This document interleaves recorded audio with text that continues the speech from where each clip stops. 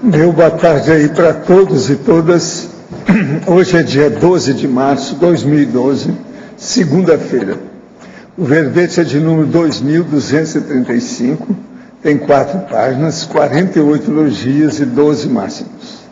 O tema, indústria canina. A especialidade, zooconviviologia. Quem redigiu o verbete com muito critério aí, dedicada, quem entende do assunto aí, seriamente, é a professora Lívia, que ela está hoje com um assessor profissional também. De modo que vocês precisam ter cuidado, hein? Hoje eu nem vou imitar aqui o negócio de falar au, nada disso. Definologia.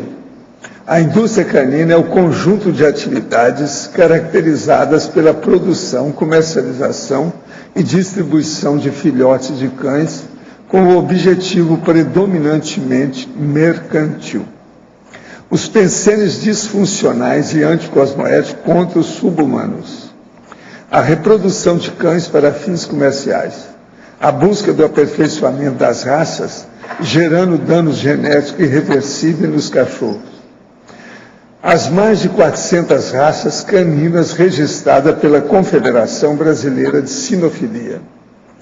Os padrões de raça, o registro genealógico de cães de raça pura, a máfia controlada pelos criadores de cães, visando a lucratividade, a realização de concursos caninos, os canis especializados em criação de diversos cães, a variedade de formas, cores e tamanhos em uma única raça, a seleção artificial, a criação de nova raça através da inseminação artificial ou cruzamentos controlados. Eu li apenas um pedaço aqui. A fatologia tem mais de 20 linhas. A autovivência do estado vibracional profilático, qualificando a zooconvivialidade. Os assediadores incentivando os patopensenes da lucratividade a qualquer preço. Os amparadores técnicos e a zooenergia. Na argumentologia, nós temos aí a tabela, com 4 confrontos entre atitudes assistenciais e atitudes anticosmoéticas em geral no universo da indústria canina. Na remissiologia dos 15 verbetes, nós destacamos 5. Canis lupus, carga da convivialidade, endosso sentimental, senso de fraternidade e subhumano terapeuta. Frase enfática. A indústria canina patológica é procedimento dispensável e antiassistencial, mega tolice embasada na lucratividade, promovendo prejuízos anticosmoéticos ao convívio homem-cão. Como encara você a realidade da indústria canina? Quais atitudes vem tomando a favor da zooconvivialidade sadia? Na filmografia tem uma fonte bibliográfica, e na bibliografia específica, isso primeiro foi a filmografia, é um filme. E na bibliografia tem 2 fontes bibliográficas. Agora, a mega análise aqui com João Aurélio são 20 itens. Comercialização, empresas, lucratividade, desrespeito, maus tratos, zooenergia, proteção, solidariedade, zooconviviologia, parapatologia, autodiscernimentologia, psicossomatologia, intrafisicologia, paradireitologia, intencionologia, treinamentologia, cruzamento, vacinação, castração, pedigree. Agora, no verbete do dicionário, hoje nós temos aí a interaciologia. Esse aí até um certo ponto tem relação com os cães, que é o processo da interação homem-cão, né? Coincidiu. Agora, eu chamo a atenção aí para a pessoa ver, principalmente a conclusão final, que é o que a gente está falando aí, que tem 5 itens para a pessoa pensar. Agora, questionamento. Estou praticando a ovo diariamente e está evoluindo bem, porém percebo que quando vou fazê-lo à noite, Sinto incômodo, uma sensação diferente, difícil de explicar, como se fosse um calafrio que me envolve, que me incomoda, tanto a ponto de eu não conseguir fazer a ouve. Tem algo que eu possa fazer para evitar isso? Não, o processo é exteriorizar mesmo a energia para aumentar suas defesas. Isso aí precisa de ver o que está se passando. Se o problema é só seu, ou se há interferência estranha. Minha mãe dessomou no dia 29 de maio do ano passado. Ela tinha lúpus eritematoso sistêmico, teve uma pior em novembro de 2010 e causou a paralisação dos 2 rins, submetendo a uma condição de vida restrita.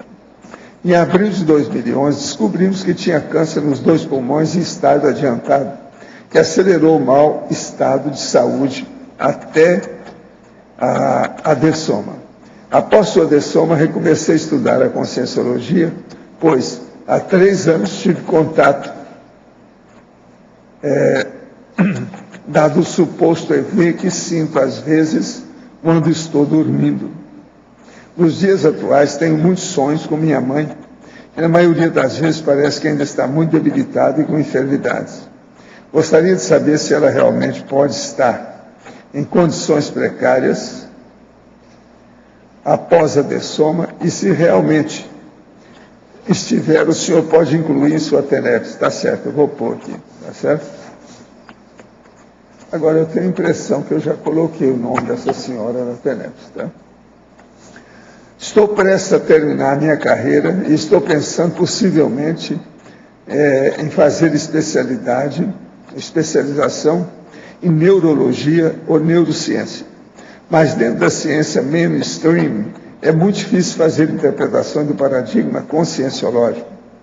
Então torna-se tudo limitante. Para correlacionar essas duas coisas, em um campo de pesquisa, olha, o problema é o seguinte: vá em frente, cumpra a sua profissão e vamos ver o que é que dá. Você vai ter inspiração dos amparadores. É o que eu faço com a conscienciologia. Agora, para você, como poderemos auxiliar na eliminação definitivamente desse costume oriental no qual os cães são utilizados para iguarias culinárias, linha 8 e 9 da fatologia, e com as corridas de cães, a linha 9, porque há esse crescimento desmedido das denúncias de maltrato contra animais domésticos? Poderia nos detalhar mais sobre a mitologia, o cachorro Cérbero? Então, a primeira parte da pergunta, né? A questão de a utilização de cães, né? Principalmente na Ásia, né?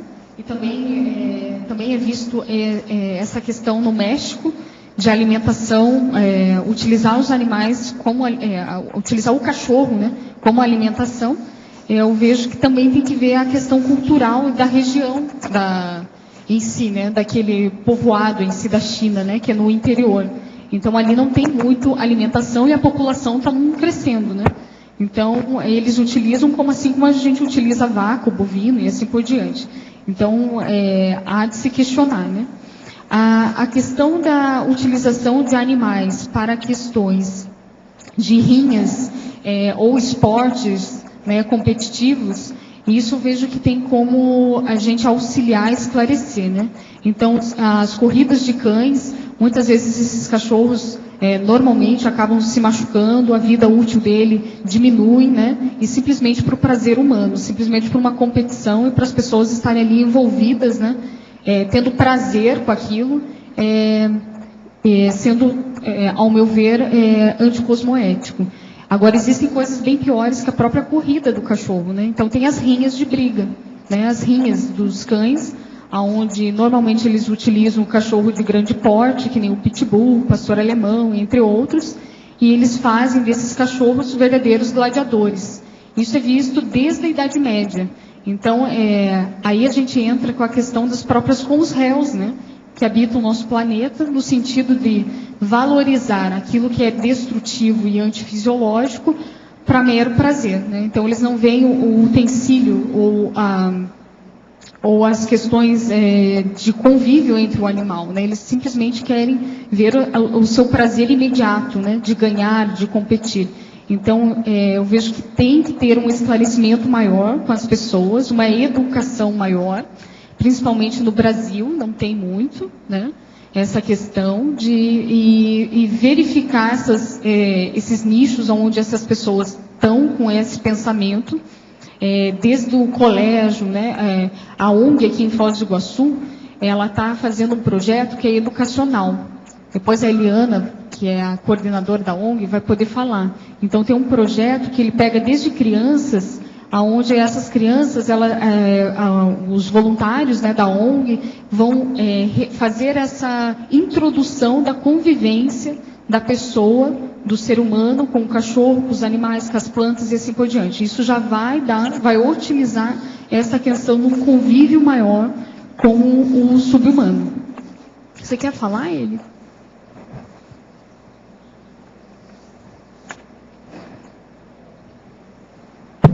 Eu queria fazer um adendo assim nessa questão de cães enquanto comida, né? Que é a questão na Coreia e na China, isso existe, e inclusive eles incentivam, é considerado uma iguaria. E eles criam animais para isso, entendeu? Para poder consumir como carne, né?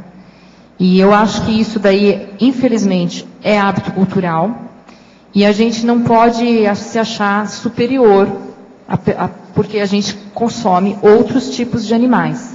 Então, é tudo animal. É o boi, é a vaca, o carneiro, cavalo, que tem também, se ele está lembrando aí na França. Então, a melhor maneira é a gente ir aos poucos mudando os nossos hábitos alimentares e tentar buscar sermos mais vegetarianos, ou então ir comendo, ver qual é o nosso estilo, né, de vida, de saúde, o que a gente pode fazer para consumir menos animais e menos produtos derivados de animais, porque também a questão de você consumir o queijo, o leite, também tem uma exploração animal aí. Então, à medida que a gente vai evoluindo, a gente tentar ir moldando os nossos hábitos alimentares também. E eu acho que isso é uma questão que vai demorar um pouco para a gente mudar. Mas não podemos deixar de olhar para isso com espanto, né? Agora, dentro dessa indústria que produz a carne do cachorro para venda e comercialização, eu estava vendo num documentário em que a própria criação desses cachorros é bem diferenciada. Então, só para a gente colocar essa realidade, expor, né, essa realidade. Então, os cães, eles têm muita questão do afeto, né? Então, ele vive em matilha e há uma necessidade do cachorro criar vínculos. Isso é do próprio instinto, digamos, animal dele. Assim como o ser humano também é viver em grupo, né? Então, o que acontece? Para eles criarem esses cachorros para o consumo humano, eles têm que desvincular a questão humana, porque senão eles se apegam. Então, eles colocam numa jaula, imagine uma jaula, essas de pet shop, mas grandes, imensas, os cachorros não têm contato com o chão, e eles ficam a vida deles inteira, isso não é filhote que eu estou falando, é adultos, às vezes o cachorro fica lá até adulto, nessa reportagem que eu vi, e eles não têm, assim, não vê sol, natureza, então eles defecam ali mesmo, né? Então tudo é nessa gaiola, e eles vão retirando, o homem só tem o contato de colocar a água, a comida e vai embora, não tem outro tipo de contato, porque senão cria-se um vínculo entre o homem e o cachorro. Então, é bem impactante ver esses documentários, também é bem fácil achar no YouTube, entre outros. Vale a pena a gente ver essa realidade, para a gente começar a pensar mais. Então, porque as consciências evoluídas permitem que cães, seres não sujeitos à lei do karma. Opa, está errado isso aí. Eles são sujeitos à lei do karma, são princípios conscienciais igual a gente, são nossos primos. Agora, que vivam nas ruas sofrendo doenças, fome, torturas, e serem mortos pelo controle de zoonose. O que você quer falar? Olha, a gente tem um número grande de cachorros abandonados, né? Em Foz do Iguaçu, eu estou falando da região, o Brasil como um todo. Eu estava vendo num guia, né, de cães que eles colocaram na América Latina mais de 70 mil cães de rua. É uma estimativa, né? Aqui, considerando a América Latina como um todo. Mas pegando a região, deve ter muito mais, né? Aqui é antigo ainda, essa estatística, né? Em Foz, a gente vê crescente aqui o número de abandonos de cães. Há um hábito das pessoas criarem os animais e deixarem eles soltos, né? Então, isso acaba digamos assim, tendo cruzamentos, né? É mais propício a cruzamentos, então fica vários cachorros ali e ninguém cuida, e assim vai acumulando e perpetuando mais esses cachorros. E também ocorre também aqui em Foz do Iguaçu um abandono muito grande de cães de raça. Então, muitas vezes a pessoa viaja, a família viaja, e por N motivos acaba abandonando esse cachorro. Então, aí vem as questões dos valores e dos princípios, né, de cada um. Então, eles se desfazem, aquilo é como se fosse um brinquedo, né? Tem uma validade para a pessoa, eles vão lá, deixam na rua, e muitas vezes vão e adquirem outros em pet shop. E assim vira um ciclo vicioso. Então, o que entra aqui? A questão da castração, que é importante, a reeducação, colocar isso para as famílias, né, de como cuidar do cachorro. Segundo, as vacinações. Terceiro, a castração, que a castração a gente vê que é um método saudável hoje para diminuir o número de cachorros e de gatos, né, felinos. É uma forma de controlar e que não prejudica, né, digamos assim, o cachorro em si. Então, tudo que a gente está falando aqui cabe à reeducação. Então, a reeducação da convivialidade entre nós e o subhumano. Eu gostaria de, então, adicionar aqui um pouco do trabalho da ONG Vida Animal aqui em Foz, né? A gente vislumbra hoje 4 áreas dentro da ONG. Uma delas é de bem-estar animal, outra é saúde, com foco na terapia assistida por animais, outro, educação ambiental e direito dos animais. Então, o que são essas áreas? Bem-estar animal é você realmente recolher esse grande número de animais abandonados que estão nas ruas e normalmente doentes, e evitar que eles sejam eutanasiados pelo CCZ. Então, essa área é uma área muito trabalhosa e a gente não tem espaço, né, para todos os animais, mas a gente procura encaminhá-los o maior número que a gente consegue através das feiras de adoção. Outra área é a área de saúde, né? Então a ONG está começando a estudar, né? Até o Dr. Roberto Kunz aqui pode nos falar mais sobre a terapia assistida por animais, que é uma coisa que a ONG quer se dedicar, porque nós acreditamos que nós vamos ter além de assistir animais, a gente vai assistir pessoas e vai ter um apelo público maior. Outra área é a educação ambiental. Então, a gente já tem um projeto, inclusive, quarta-feira agora, a Roberta Bouchardet e a Miriam Kunz vão apresentar esse trabalho no núcleo de educação dos professores de Foz do Iguaçu. Então, já é um projeto todo montado com oficinas práticas para educar desde os pequenos, e esses pequenos a gente espera que eles sejam uma nova geração, uma nova cultura, em relação ao respeito com os animais. E a quarta área é o direito dos animais, que é a questão da gente elaborar leis e estarmos também de olho se o poder público, se as pessoas estão cumprindo essas leis. Como que a gente vai fazer isso? Enquanto ONG, nós podemos estar acompanhando, né, junto ao poder público e as pessoas, se realmente isso aí está sendo cumprido. E também se está havendo as punições, as sanções para quem não cumprir com o que está escrito na lei. E nessa área, eu até trouxe aqui, nós temos uma lei redigida, já está pronta, está na fase final de revisão, e nós vamos apresentá-la na Câmara de Vereadores. Essa lei foi feita em conjunto com a ONG, o CCZ e alguns veterinários particulares aqui da cidade. E ela fala de tudo, desde o nascimento do animal, a chipagem, a questão dessa indústria canina, né, para proteger, para assim deixar com que somente as pessoas que estejam habilitadas, capacitadas, possam criar animais para vender, e evitar aquela criação de fundo de quintal para obter lucro, né? Enfim, essa lei, ela busca assim abranger tudo, desde o nascimento até a morte do animal, o que vai fazer com o cadáver. E eu acredito que isso vai ser um trabalho hercúleo para a gente implantar essa lei e ela realmente ela ser efetivada na cidade. Mas ela está sendo feita de uma maneira lógica, inteligente, para permitir que ela seja realmente aplicável, entendeu? Porque, inclusive, tem que ter subsídio do governo em parte dessa lei para ela ser verdadeira. Tenho constatado na conscienciologia quesitos importantíssimos para o despertar do indivíduo nas dimensões existentes. É certo dizer que estudando a ciência, conscienciologia, projeciologia, fazendo a interação com os conceitos da física quântica, o indivíduo pode se melhorar muito mais e melhorar a realidade em que atua dentro da dimensão em que se encontra? Sim, isso tudo pode ajudar. Mas olha, o mais importante mesmo é PL, projetabilidade lúcida, AM, autoconscientização multidimensional e autodiscernimento. Olha bem isso, são 3 coisas. Agora para você, Lilian, por favor, em fatologia na página 15, na 8ª e 9ª linha de baixo para cima, poderia ampliar as intervenções desassediadoras. Essa questão da intervenção é quando eu estou numa área da questão da doação canina. Eu fico aqui no CAEC, né? Então normalmente encaminho alguns cachorros, né? E eu faço esse encaminhamento, digamos, desses cachorros que a gente encontra aqui na região do próprio CAEC. O que a gente vê?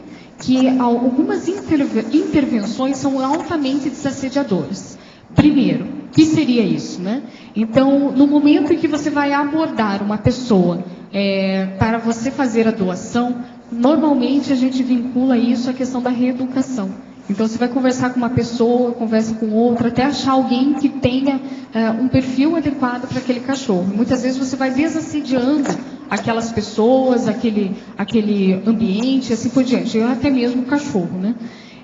Outra coisa, às vezes, dizer um não para a doação também é uma questão de desassediar a pessoa. Então, tem pessoas muito bem intencionadas, porém que não têm condições de ter um animal naquele momento.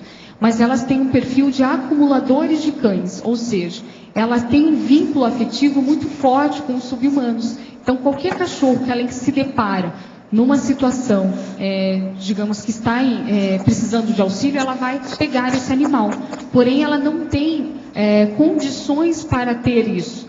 Então, às vezes você vai doar um cachorro, chega várias pessoas com esse perfil e eu digo não.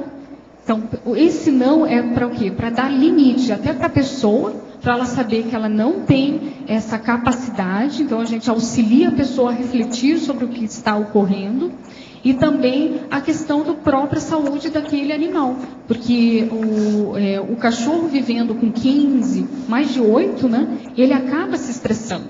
Então, e uma pessoa sozinha, ela não consegue dar conta de todos os requisitos, né, ou quesitos que aquele animal vai necessitar. Então, o que seriam esses quesitos? Exercício físico diário, né, a questão dos limites, de ensinar o cachorro a ter esse direcionamento, então ele precisa disso.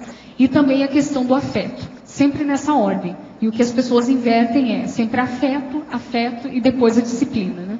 Então, o cachorro ele necessita disso, da disciplina antes. Então, então essas orientações acabam esclarecendo e desassediando muitas pessoas.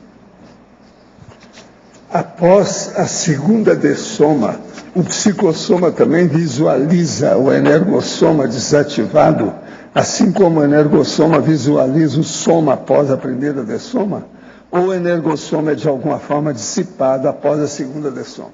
Olha, presta atenção. Quem visualiza as coisas é o paracérebro, esquece o resto. Agora, a energia, ela sempre existe nessa dimensão e em qualquer outra, porque ela é o agente de manifestação da consciência. Então, presta atenção nisso. O energossoma que nós usamos aqui, quando a pessoa desativa, ele some, porque fica energia geral. Mas não há mais processo de conexão com o corpo humano, ou a matéria, ou qualquer coisa. Olha bem, é o seu autodiscernimento para distinguir e aplicar a energia imanente, que ela se torna consciente com você, da consciência. Estou escrevendo um verbete assistência geológica e ontem fiquei o dia todo estudando sobre os precursores da geologia. Após finalizar, coloquei todas as minhas anotações juntas, sobreposta na escrivaninha, e fiquei sentada próximo ao lado, onde estava ouvindo a gravação da tertúlia de sábado. De repente, olhei em direção às folhas com as anotações e vi uma névoa branca leitosa saindo delas. Isso seria ectoplasmia? Se sim, como isso pode acontecer? Seria coisa da minha cabeça. Olha, Você anota isso aí e vê. Se é ectoplasmia, mostra que você está com muita capacidade ectoplástica. Então isso vai acontecer de novo. Agora, se não foi coisa da sua cabeça. Mas olha, se você viu a névoa bem branca, isso aí geralmente é ectoplasmia mesmo desse jeito. Ainda mais nessa circunstância com esse material. Isso é normal. Estou fazendo aqui um curso cinematográfico. É a nossa amiga aqui, Ana Séries, que é a voluntária de Recife. E eu queria autorização para utilizar no trabalho final. Pode usar tudo que você queira em matéria de textura. Eu não tenho esse negócio de preservar o patrimônio intelectual. Eu dou tudo, desde tudo aquilo que eu escrevo, tudo aquilo que eu falo. Pode usar à vontade. A única coisa que tem que, às vezes, eu preciso citar a origem de Vida Editares, ou a publicação, a editora. Isso é importante. E vamos em frente. Qualquer coisa você manda, tá certo? Essa é a Ana Séries, ela está trabalhando sério nisso. Agora, ó, eu quero dizer para vocês que hoje, dia 12 de março de 2012, fica aqui registrado. Comigo, nós já somos 134 coautores e verbetógrafos da enciclopédia. 134 comigo, tá certo? Tem 133. É o verbetômetro, eu estou dando ele de vez em quando. Agora, ó, eu entrego a professora Lilian para você. Lilian, na fatologia, primeira e segunda linha, a busca do aperfeiçoamento das raças gerando danos genéticos irreversíveis nos cachorros. Tá. É interessante, Arlindo, que as raças, ao longo dos anos, foram mudando muito. Então, eu até ia passar um documentário, mas não deu, né? Então, vou pedir para vocês, quem tem interesse em estudar uma temática, vocês podem procurar na internet um documentário chamado Segredos do Pedigree. Então, o que acontece? Então, esse documentário, ele aponta que nem algumas raças, como o próprio pastor alemão, né? Então, a gente tem aqui um estereótipo, né, se a gente imaginar, do pastor alemão. Porém, se a gente for ver o que era o pastor alemão lá em 1930 para hoje, ele mudou muito. Então, o que acontece? Devido às questões das próprias leis que esses pedigrees, né, que fazem o pedigree impõem, eles vão limitando, digamos assim, eles vão colocando características específicas de cada cachorro para que eles fiquem mais belos, digamos assim. E isso vai trazendo danos irreversíveis a esses cachorros. No próprio exemplo do pastor alemão, existe a luxação de quadril. Se você for ver hoje naqueles campeonatos de estética, né? Eu acho que tem um outro nome, né? Concurso de beleza, né? Que eles têm pontuações e tal. Se você for ver o pastor alemão hoje, ele tem uma fraqueza imensa nas patas posteriores. Ele nem consegue andar. E ele é colocado como um belo animal. Então, quanto mais ficar assim, melhor. Então, eles estão, digamos assim, tirando todas as características que vinham primeiramente, né? E assim vários outros cachorros, que nem aquele pug, não sei se vocês conhecem, tem um carinha de sapo, né? Amassado, né? Tem um olhinho bem grande, né? Então, antigamente ele não tinha essa característica. Se você vê essa foto dele 30 anos atrás, ele não tinha nada a ver com o que a gente conhece hoje dessa raça pug, e assim por diante. Então, aqui eu queria ressaltar isso, que se a gente não estuda o que acontece dentro dessa indústria, que é uma máfia canina, a gente acaba se colocando, ou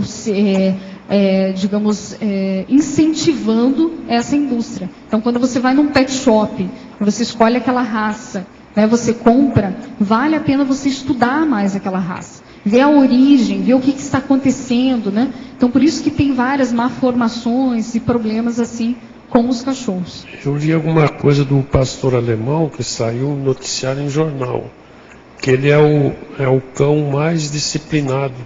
Quer dizer, ele segue a raça alemã aí de disciplina, também deve ter influência ele é o mais obediente. Não sei se isso corresponde, mas eu vi em jornal.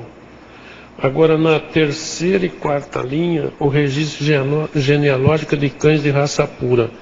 A minha pergunta é o seguinte: eu tenho verificado por experiência própria, agora vocês é que vão corroborar ou não, que os de raça pura e os misturados, que são os vira-latas, eu vejo que os vira-latas são mais fortes, mais resistentes. Isso corresponde à realidade? Não sei. Então, o Roberto vai poder esclarecer melhor como veterinário. Vou dar o meu ponto de vista, né? Uma fisioterapeuta, né? Então, que gosta de cachorro, né? Eu vejo assim que a imunidade deles é muito maior. Por quê? O cachorro de raça tem cruzas que a gente fala que é endogamia, é cruza entre a própria família. Então avós com a neta, né, e assim por diante. Então eles vão fazendo isso. Isso vai enfraquecendo geneticamente, vai dando mais problemas, malformações. Porém, pelos padrões colocados da estética canina, que eles que consideram a raça em si pura, eles preferem isso. Eles exigem que seja desse jeito, né, dessa forma de cruzamento, para que aquela raça fique mais esteticamente mais aceita, e isso está errado. Então eles estão indo para um conceito simplesmente da forma, e não estão vendo o prejuízo desses animais, né? A questão da própria fisiologia, da própria harmonia, da saúde desses animais. Né? Então, agora, só para eu colocar o vira-lata, né? O cachorro vira-lata, na verdade, se a gente for ver, dentro das raças, tudo começou lá com o lobo, né? E aí houve cruzamentos aleatórios, né? Desses lobos, né, e vários cachorros em si. Até que o homem escolheu um e falou, não, esse é de raça. Né? Ele pegou opa, esse é raça X. Aí lá na África tinha um cachorro lá andando, eles falaram, opa, esse também é de raça, porque é bonito esteticamente. Então, na verdade, todos vieram, no fundo, de um cachorro vira-lata. Então, o vira-lata só é vira-lata porque a gente não deu um nome para ele, assim, uma marca registrada. Então, por isso que ele é um vira-lata. Na verdade, ele é uma mistura de várias outras raças, né? Por isso que eles falam, raça não definida. Então, é interessante ver a história, né? Tem até dentro, nesse livro aqui, que é bem simples, é um guia ilustrado, ele fala que tem um cachorro africano que eles acharam muito bonito e hoje se tornou um cachorro de raça. Daí tem o nome dele. Virou um cachorro de raça, então está mais evoluído, né? Eu estou brincando, né? Mas enfim. O de raça, depois ele não se mistura com outras raças. Sim, aí todo o cruzamento dele vai ser seletivo, né? Vai ser selecionado, né? Com aquelas características. Mas e isso de o vira-lata ser mais resistente ou não, eu não sei se é por causa da heterogeneia. A heterogeneia ela é muito mais resistente. O normal de evolução, o que é? As espécies cruzarem entre si, tanto quanto em humanos quanto em animais. As espécies cruzarem entre si para ter essa variedade genética. E então a heterogeneia, mesmo o ser humano, que ele tem diferentes raças, diferentes etnias na sua árvore genealógica, ele tem uma genética mais forte. E nos cães e gatos, o que acontece? Eles pegam lá um cachorro que esteticamente ele é bonito, né? Ele tem um nariz com uma mancha marrom. E pega uma cadela que também tem esse nariz com mancha marrom. Então eles querem que os descendentes tenham um nariz com mancha marrom. Eles vão cruzar esses dois baseados na estética, vai sair um filhote bonitinho. Mas eles não viram que tanto o pai quanto a mãe tinham uma cardiopatia que é geneticamente transmissível. Então todos os descendentes vão ter essa cardiopatia.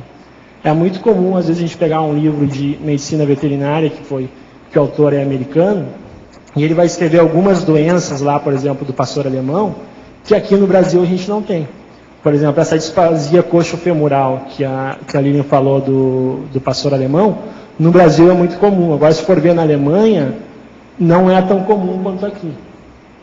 Então, eles pegaram lá, no início da raça, pegaram lá um macho reprodutor que tinha essa doença, e exportaram para cá. Então, todos os descendentes dele vão ter essa doença genética. Lá ficaram os exemplares mais saudáveis, então eles não vão ter a mesma doença. Então, essa melhoria genética para desenvolver as raças, ela é anti-evolutiva. O evolutivo, na verdade, seria cruzar entre as raças. E, por exemplo, um pastor alemão com um labrador, eles podem cruzar entre si sem problema nenhum, porque eles são da mesma espécie. Eles só são de raças diferentes. A raça nada mais é do que um luxo que o humano fez só para achar mais bonitinho, para se afeiçoar mais ao animal. Isso transportando para o ser humano, vamos refutar publicamente o nazismo. nesse mito da raça pura, que é uma doideira, que eles achavam que isso até era científico, falsa ciência, né? A verdadeira ciência é a mistura de raças também entre os humanos. Exatamente, entre os humanos também. A heterogenia ela vai ser sempre mais forte, mais saudável do que o animal que é homogêneo. Obrigado.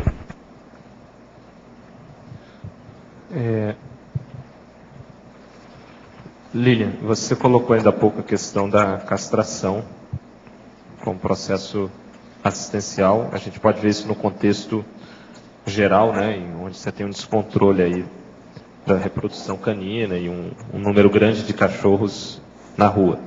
Agora, de qualquer forma, eu queria saber, tem o Roberto aí, o próprio professor Valdo, você também, existe algumas consequências da castração para o animal, não existe?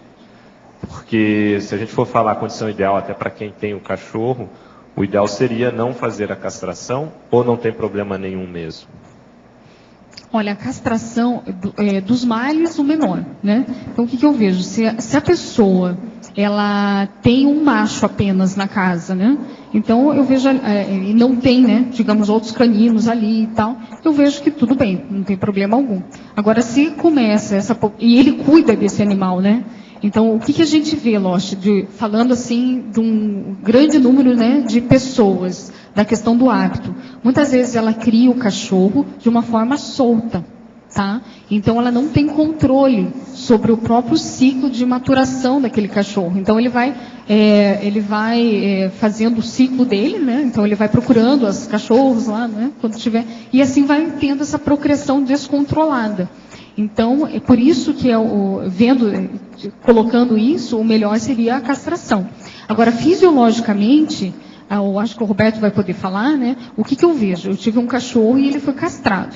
Ele não perdeu o impulso em si sexual, tá? Então, ele tinha isso e ele não perdeu, digamos assim, a masculinidade dele naquele caso. Mas ele não reproduzia mais. Então, nesse caso, eu tinha algumas fêmeas, né? Tinha 2 fêmeas. O ideal foi fazer do macho, porque a castração do macho é muito mais rápida, fácil, fisiologicamente falando, né? Dá muito menos problema, porque é mais externo, né? Do que fazer a castração na fêmea, que ela exige muito mais numa cirurgia, né? Eu acho que o Roberto pode esclarecer mais tecnicamente, né? Eu acho que dentro da economia de males, o melhor realmente é não castrar, né? Quem tem um cachorro, 2 cachorros em casa e puder não castrar, é o mais saudável para eles, com certeza. Agora, no que tu falou ali de animais de rua, animais errantes, aí no momento não tem saída. A castração, até porque um animal castrado hoje, ou melhor, um animal que está procriando hoje, tem um cálculo que se faz que 10 anos depois ele vai ter o equivalente a 35 mil descendentes. Imagina, cada cria de uma cadela pode ter 6, 7, 8 filhotes. Vamos supor que metade sejam fêmeas. Essas 4 fêmeas vão ter 7, 8 filhotes cada uma. Imagina todos procriando na rua, daqui a 8, 10 anos tem 35 mil descendentes. Então não tem saída. A gente está numa condição que não é a ideal. Agora, quem tem o seu animal em casa e puder não castrar, com certeza é o mais saudável. Tanto fisiologicamente quanto parafisiologicamente, né? Justamente eu estou perguntando isso, porque normalmente as pessoas até falam, quem é leigo, castra, você já está castrado e tal, e se tem a ideia que não tem nenhum prejuízo para o cachorro. E às vezes a pessoa ela faz por uma questão de ser mais cômodo. E a gente questiona, porque isso acaba afetando de alguma forma, e a gente até não vê muito na literatura, entre até os profissionais, ninguém falar ou mostrar quais são os prejuízos da castração para o animal. E é importante, em relação à política pública, eu estou de pleno acordo, quer dizer, dos males o menor, mas a gente ter consciência que, dependendo, claro, do animal, pode ter um mal maior, mal menor. Até por analogia, né? Por exemplo, se no ser humano a cirurgia bariátrica, ela altera totalmente a pessoa, totalmente não, mas pode alterar bastante a pessoa, né? Do ponto de vista de personalidade, né? A Adriana está lembrando aqui, retirar o útero, o ovário, isso na questão da mulher pode alterar bastante, né, a fisiologia. Obviamente uma cirurgia dessa, porque vai afetar no processo hormonal, deve ter algum impacto. Então, E aí faz parte da indústria, como você está lembrando. Então, eu questiono só para quem tem, né? Até aqui a Lilian coloca do porte responsável, né? Que muita gente às vezes faz isso só por uma questão de ser mais cômodo, né? Não vai ter problema. Não faz, né? Se a questão da cadela mas é muito chato ela ficar sangrando de tanto e tanto período em casa, né? Então, e hoje você tem recursos para minimizar isso. Então as pessoas ficam com essa ideia que não faz nenhum tipo de mal, né? Eu concordo, eu vejo assim que a questão, eu acho que cabe aqui a guarda responsável. Se a pessoa ela é organizada, ela está cuidando desse animal, ela separa, se tem um macho e a fêmea, no período exato, separa os dois, tem toda essa organização, né? Dentro do núcleo familiar, eu vejo que não há problema algum. O problema é quando a gente fala que, eu vejo, lógico, que a maioria não faz isso. Essa organização e não tem esse porte responsável. Então aí cabe a castração. Porque o que a gente vê hoje em Foz do Iguaçu, o que eu vejo é uma cultura de deixar o cachorro solto, eles não dão a mínima, não sabem nem desse ciclo, né, do cachorro, e assim, que venha, ele não tem muita organização nesse sentido, então não há esse porte responsável. Então aí acaba virando digamos assim, uma doença, né, até de políticas públicas nesse sentido, né? Então tem que ter esse esclarecimento. Eu concordo contigo também, Lógico. Tem algumas condições médicas que são necessárias à castração, tipo cio regular, enfim. Mas, no geral, o melhor é não castrar. O mais saudável, o animal com uma saúde perfeita lá, não caça, não mexe. Se mexer, alguma alteração fisiológica ou parafisiológica sempre vai ter. Né? O que me chama a atenção é que a gente olha até muito artigo de veterinário, né, e sempre já se coloca de cara sempre a castração. A gente praticamente não vê nenhuma voz colocando ou mostrando, olha, o ideal é não castrar, mas nessas circunstâncias sim, é o que é mais indicado. Mas a gente não vê isso, parece que até é uma indicação já de cara, inclusive fala, porque diminui ou minimiza a incidência de câncer, então já faz uma castração, mesmo se for um cachorro único, muitos recomendam a castração já de cara, né? Então, eu só questiono isso da gente colocar o contraponto desse aspecto e até discutir mais, e se de repente você tiver material que fale justamente dos malefícios da castração. Não que não vai indicar como política pública, que eu vejo que é o correto realmente, mas ter esse outro lado aí para a gente poder ter um discernimento maior, né? Porque esse assunto é muito importante, muito sério que você está trazendo. E isso cabe na guarda responsável, que eu vejo, lógico. Então, ao adquirir um animal, seja ele o canino ou o felino, é importante verificar, estudar a questão fisiológica desse animal, as necessidades que ele tem.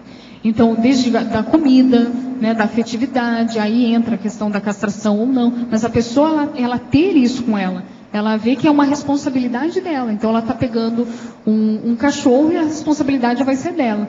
Mas eu acho que falta o estudo do próprio responsável pelo canino, né? Então, assim, de buscar mais. Há questões das raças, a mesma coisa. Então, tem pessoas que escolhem a raça pela carinha, pelo jeitinho, pela estética. Então, eles não sabem do comportamento, do perfil, do temperamento, do que há necessidade daquela raça. Tem uns que correm mais, tem outros que não, tem outros que exigem mais, né? Então, é importante essa investigação, essa pesquisa para ter.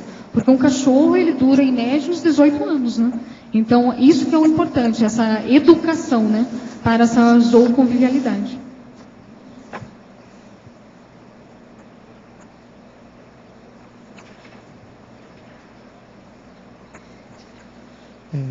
Lilian, aqui no B. Você poderia explicar na página 16, em antagonismologia, o antagonismo, psicologia canina, psicologia humana? É interessante que eu vi eu estava vendo um documentário que é o Encantador de Cães. Trouxe até o livro aqui. É bem interessante o documentário. E ele fala muito dessa questão das diferenças da psicologia humana da psicologia animal. O que seria isso? Então, muitas vezes, nós tratamos os nossos animais, nossos cachorros, né, de uma forma muito humanizada. E a gente acha que esse vínculo mais humano é primordial para se conviver com o canino. E ele desconstrói isso. Então, ele coloca que o animal ele tem um outro funcionamento, um outro modus operandi de atuar. Então, o cachorro, ele precisa, o que a gente sabe? Ele vive numa matilha e ele identifica o líder nessa matilha. Esse líder é que coloca os limites entre eles. Então, um cachorro, quando ele começa a avançar no outro, subir um em cima do outro, não para brigar, mas se você colocar vários cachorros junto, vai ocorrer isso. É porque eles estão disputando lideranças. E esse líder, para ele vai ser submisso. Então é assim que funciona o cachorro. Primeiro ele precisa dessa disciplina, dessa colocação de limites. Há uma necessidade íntima dele para isso. Depois ele precisa de uma atividade física. Essa que é a psicologia canina. Ele precisa fazer uma função. Então essa função é uma atividade que a gente pode dar, oferecer para o canino, né? Seja ela qual for. E a segunda é a questão do afeto, né? Que é a afetividade. O que a gente vê hoje? A gente coloca a psicologia humana no sentido de, quando você vê um animal, normalmente, se a gente gravar essa cena, né? Se a gente começar a imaginar esse cenário, o que acontece? A pessoa já começa a falar até em diminutivo com o cachorro. Que bonitinho, oh, bebê, não é assim? E vai indo, né? Então ele trata com afeto exacerbado o cachorro. Aí ele vai ficar o quê? Agitado, né? Ele fica agitado pela energia que está aí, que não é condizente com aquilo que é o natural dele.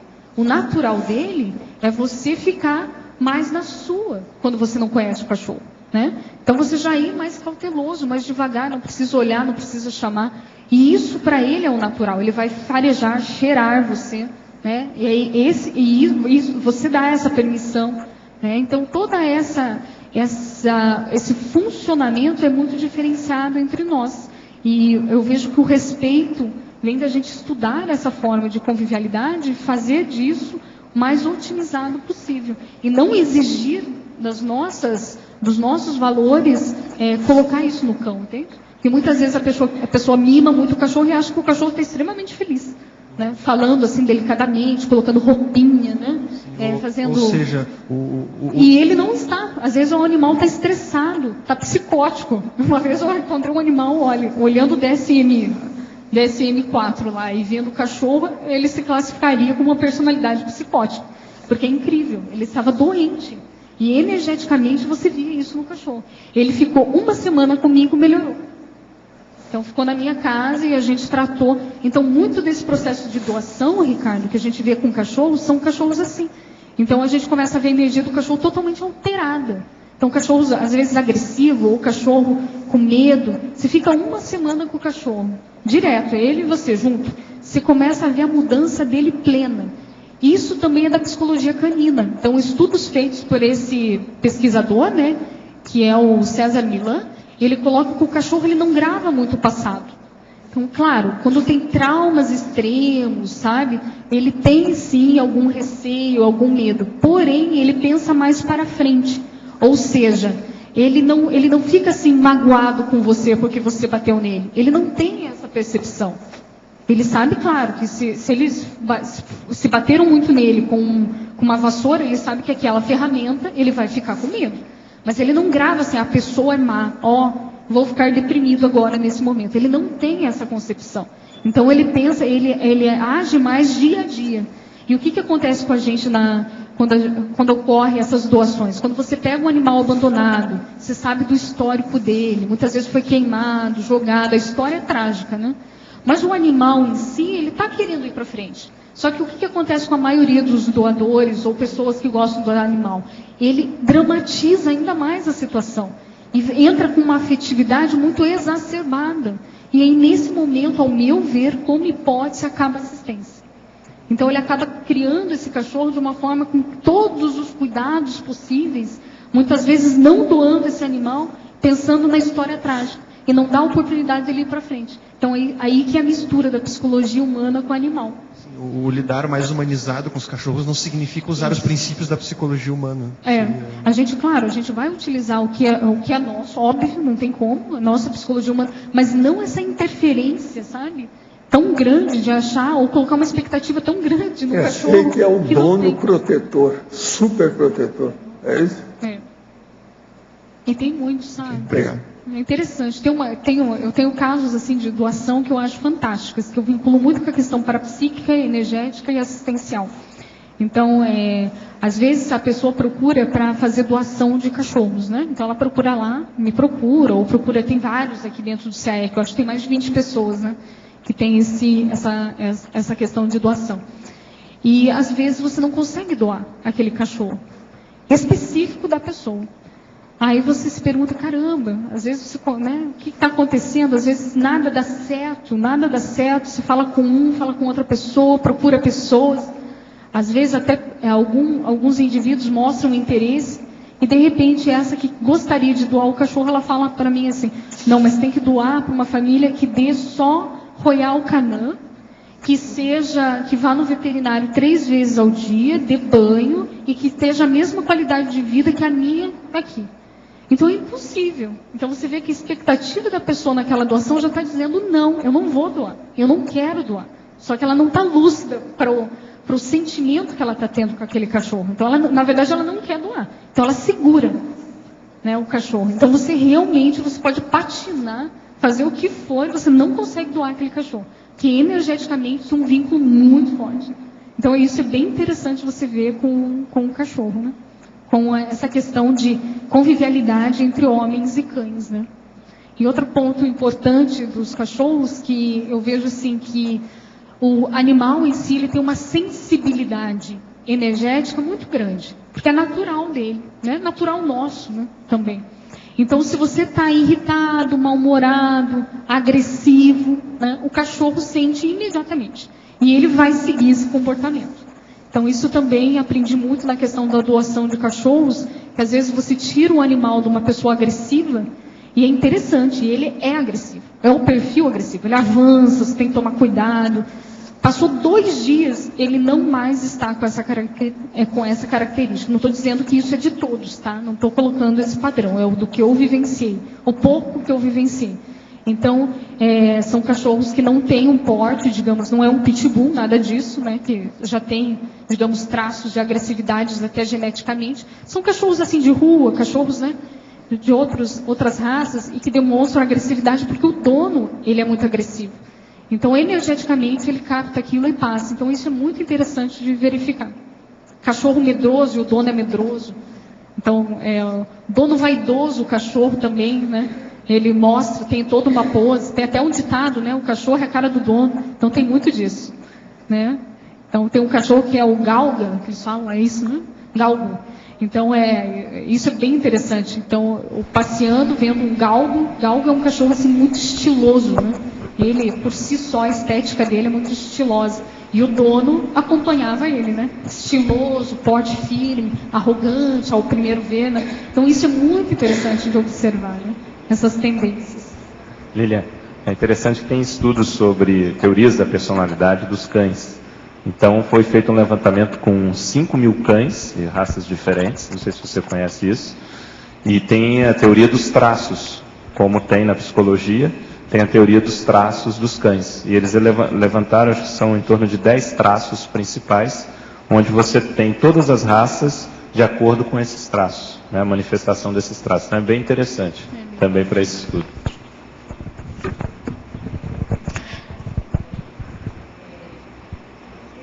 Pensou sobre a evolutividade animal, desses animais que estão convivendo conosco, humanos? No processo evolutivo deles, você já chegou a pensar sobre isso? Eles vão evoluir mais rápido conosco. Você diz da nossa convivência? Com a nossa convivência dos humanos, em geral. Em geral. Cachorro que teve a oportunidade de renascer, aí ele é cachorro e fica mais próximo dos humanos, ele fica mais humanizado. Como é que é o processo que você acha? Você acha que realmente acelera esse processo evolutivo do animal? Olha, você já pensou sobre isso? Eu pensei, mas eu vejo assim que pela lógica tudo evolui, né? Então, desde lá da planta, então o cachorro ele está nessa fase, como nós estamos nessa no Homo sapiens, né? Então a evolução ela é contínua, independente da espécie. Agora, o contato estreito entre homem e cão, eu acho que sim, há um ganho entre os dois lados.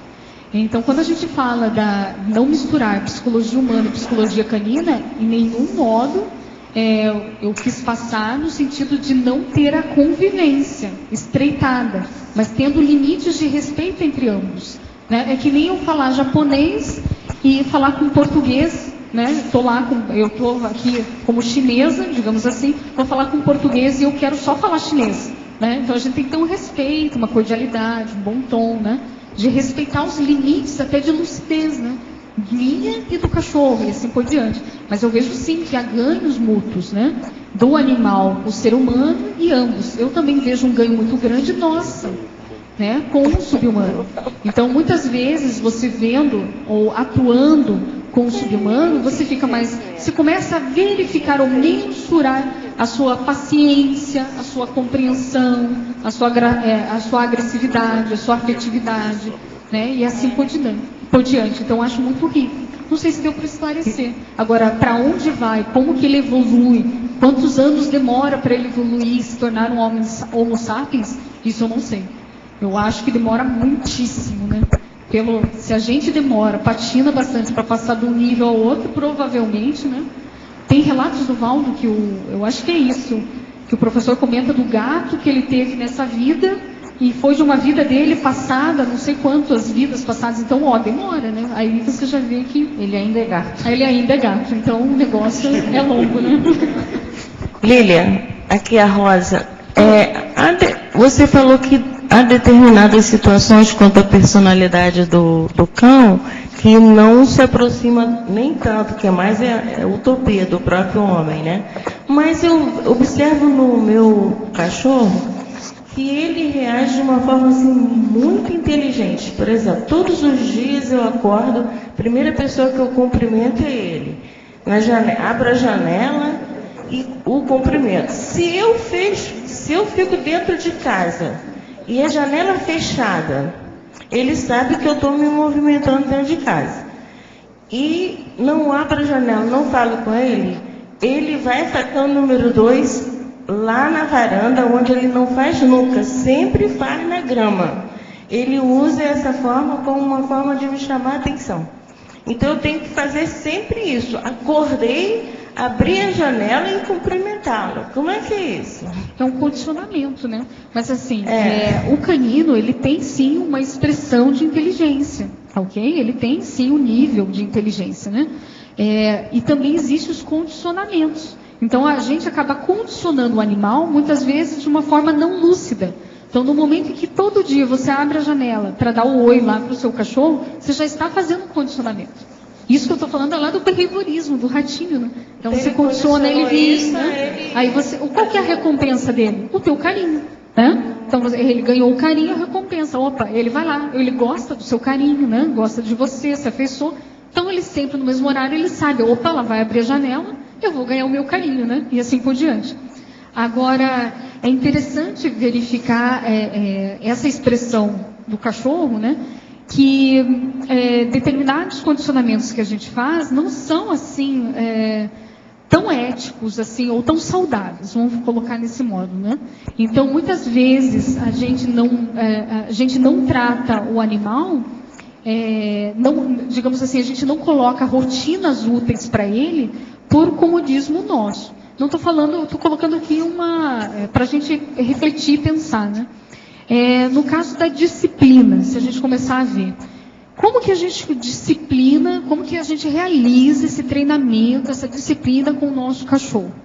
Né? É uma pergunta que eu faço para a gente refletir. Será que a gente faz isso? A gente treina o cachorro para isso?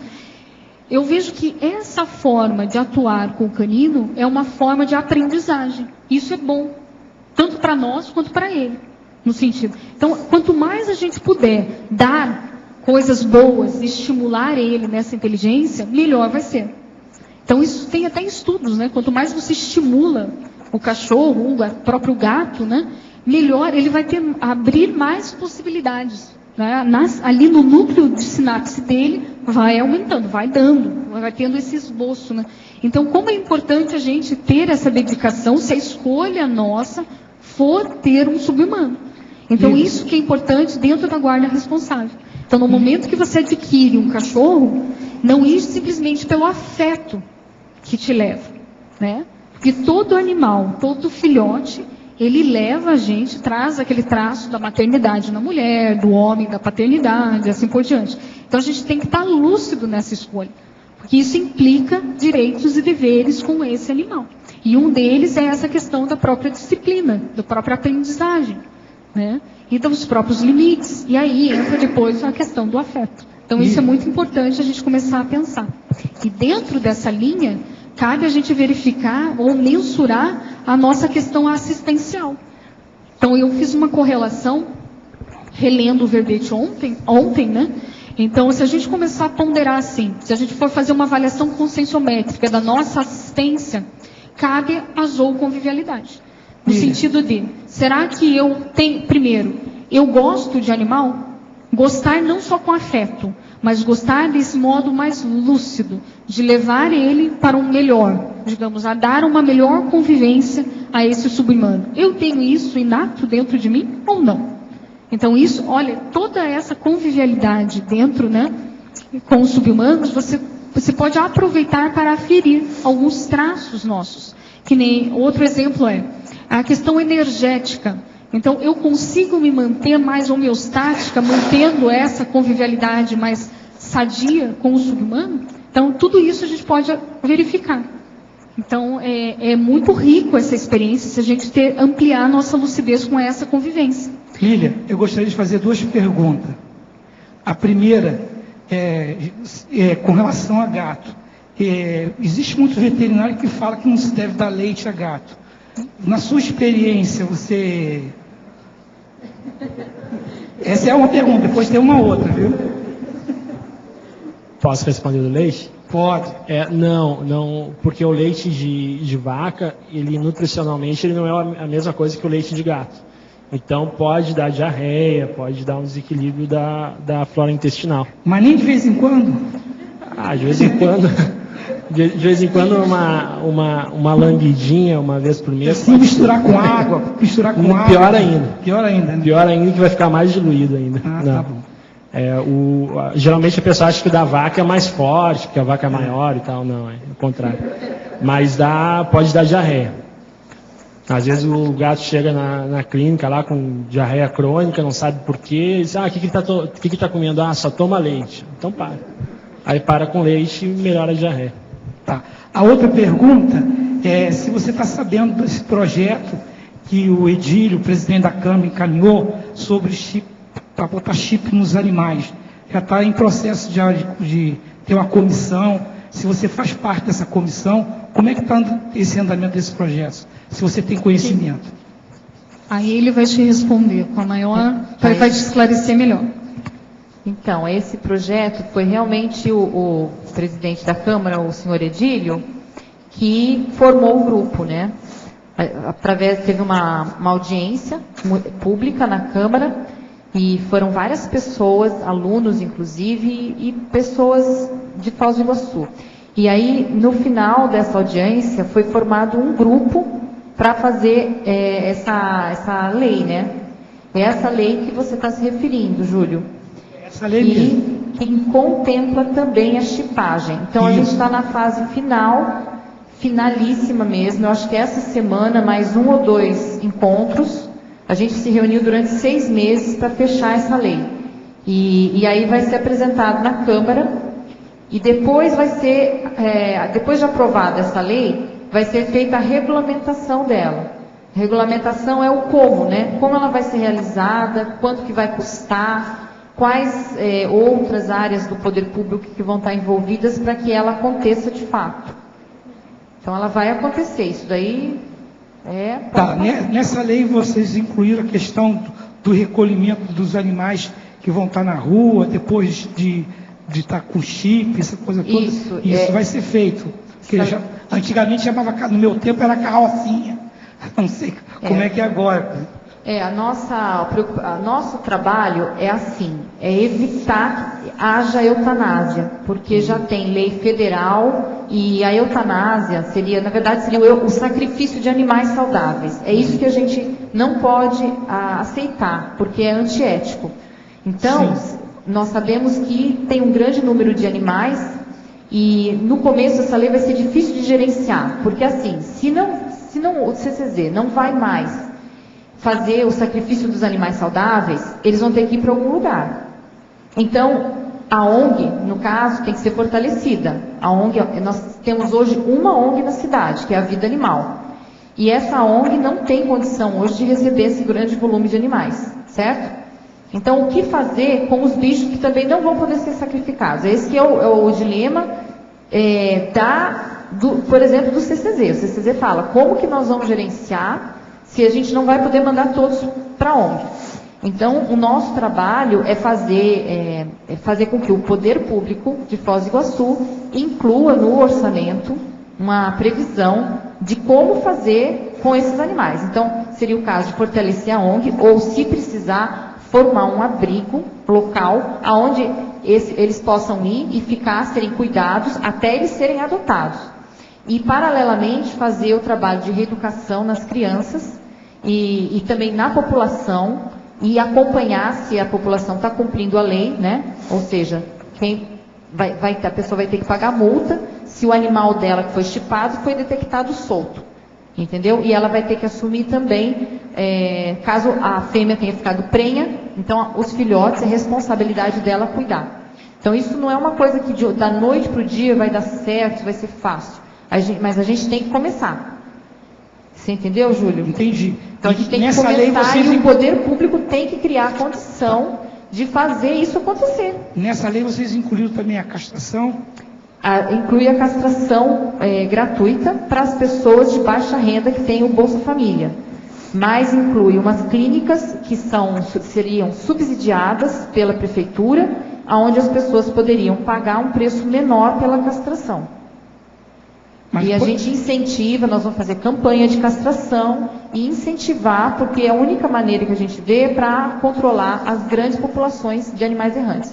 Porque o problema é o animal semidomiciliado, é aquele que ele tem casa, ele se alimenta, ele tem força e ele vai reproduzir. E nós vemos isso diariamente, é muito complicado. Eu estou falando da castração no caso dos animais abandonados, por exemplo.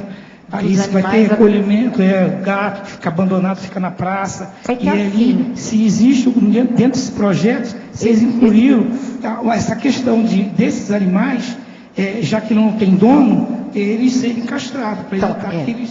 Esses animais que não têm dono e os animais que têm dono. Por quê? Porque o problema é assim, o mínimo número de pessoas tem animais que não são castrados e cuidam para que eles não se reproduzam. É realmente o mínimo. A maioria das pessoas tem animais e aí pula, a fêmea está no cio, pula o macho no portão, eles pulam muros altíssimos quando eles veem uma fêmea no cio. E a cachorra vai ficar prenha igual. Então, é muito pouca gente que vai realmente cuidar para que a fêmea não fique prenha. E aí não vai adiantar, vai continuar esse ciclo de reprodução. E é um problema público, né? Então a gente vê que assim, a lei coloca que todos devem castrar os animais, assim como todos devem vacinar os animais. Conclusão. Quem faz a cachorrada são as pessoas. O problema todo, eu acredito que não é dos cachorros, é do ser humano que está gerenciando isso. Gerencia mal. Obrigado. Valdo. No verbete do dicionário, Valdo, interaciologia, na conclusão, o quarto item, você fala da interação... O quarto item? Na página... A interação proex evoluciona. Isso.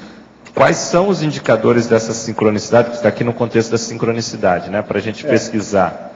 O que seria, assim, que fica evidente? Se você for olhar a escala evolutiva das consciências, aquela consciência que está mais afeita ao processo da programação existencial é o evoluciona. Por isso que a sincronicidade tem que ter aí. Eu não vejo um jeito de uma pessoa entender ou realizar, fazer a concepção da programação existencial sem ter orientação de evoluciona. Não é bem assim de amparador, não. É mais de evoluciona. Então, por isso que isso aí é um dos pontos sérios aqui dessa página que nós estamos falando. Para chamar a atenção mesmo. Agora, a gente poderia ter mais ou menos alguns indícios mais evidentes, indicadores que a pessoa pudesse identificar do dedo do evoluciólogo? É aquilo que a pessoa pensa dentro dela, que é uma cláusula pétrea da PROEX. Essa cláusula PETA quase sempre se é marcante na memória da pessoa, porque tem um dedo evoluciólogo aí. Isso eu tenho visto com muita gente. Tem pessoa que vem com uma coisa assim específica dentro de uma área de atividade humana. Isso é interessante. E essa especificação pontual, muito assim, ímpar, singular, ela não vem só da cabeça da pessoa. Entende? Nós temos muita coisa para lembrar, para fixar.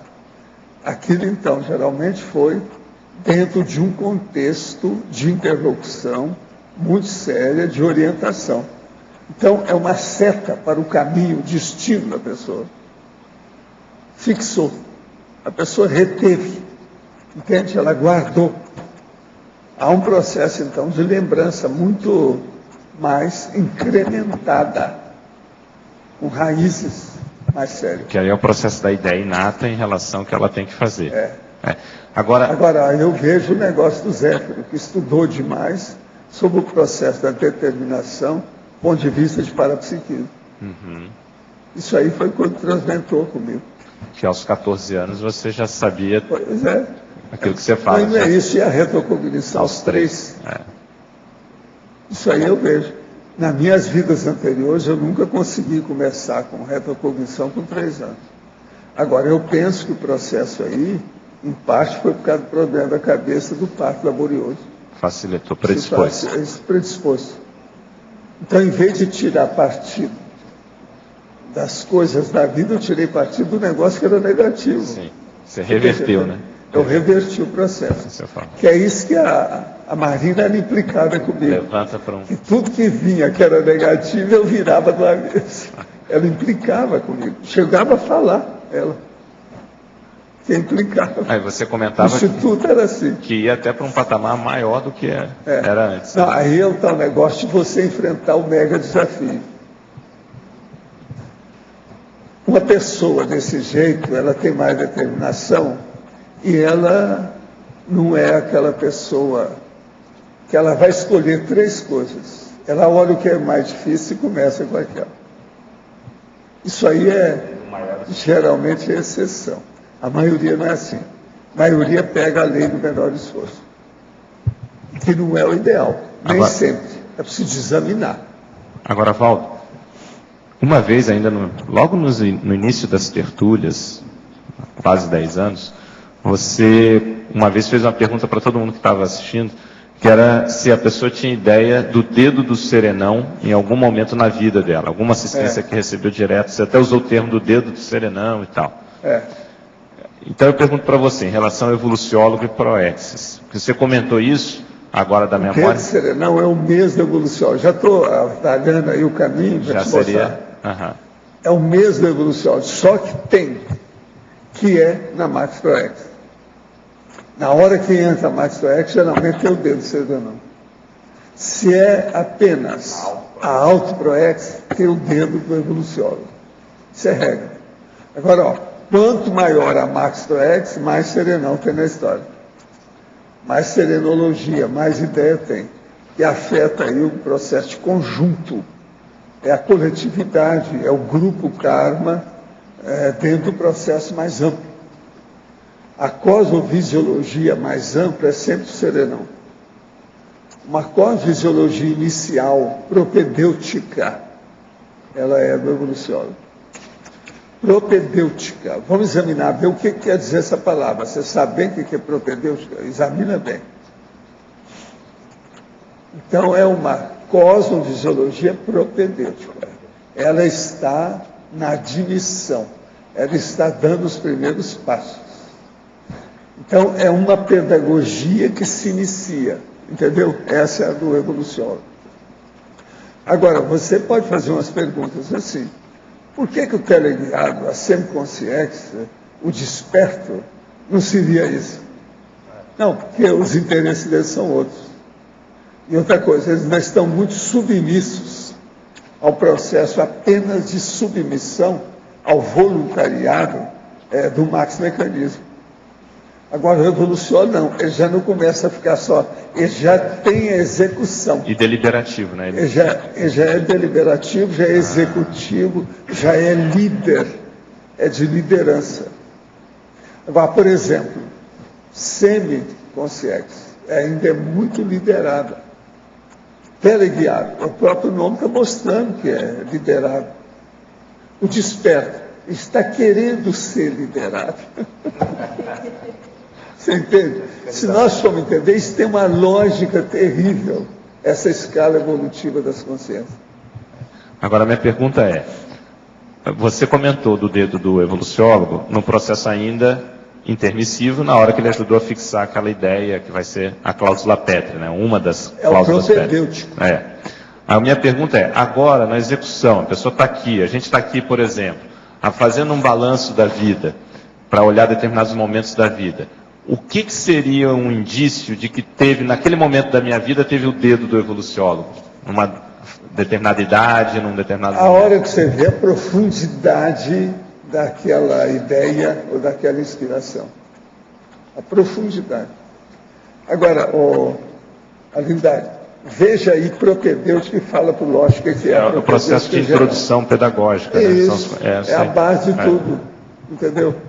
Agora, veja, não é apenas um processo pediátrico, não. Vamos entender bem isso, tá? De ensinamentos introdutórios ou básicos de uma disciplina. Ciência preliminar, introdução. Preliminar. Mas veja, não vão pensar que isso aí seja infantil, tá? Não é um processo apenas pediátrico, não. Então, por exemplo, na hora que nós estamos estudando os princípios conscienciais da sinologia, que são os cachorros, isso não é também um processo apenas infantil. Existem os cachorros adultos. Então, veja, isso é a propedêutica do assunto. Vamos entender bem isso.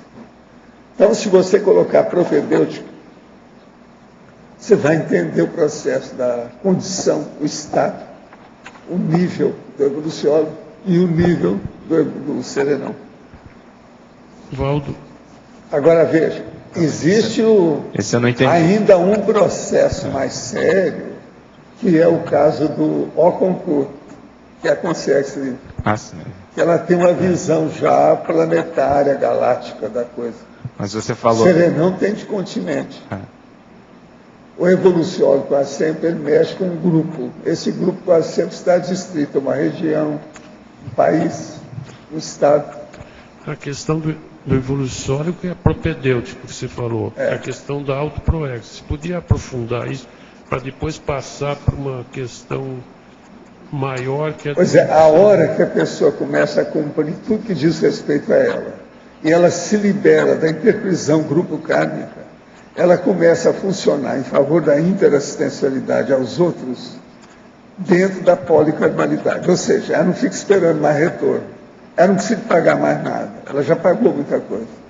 Ela já fez a remissão do trabalho dela. Então, o que se passa? Nesse ponto, entra o serenão. O serenão é o cara que já pagou tudo. O evoluciólogo ainda tem um restinho. Ele está amortizando as últimas dívidas que ele tem. Se vocês forem pensar assim, está tudo certo. Olha, razão tinha aquele cara que falou para mim, falou, só de ter mostrado essa escala evolutiva das consciências, você não precisa falar mais nada. Só isso já valeu.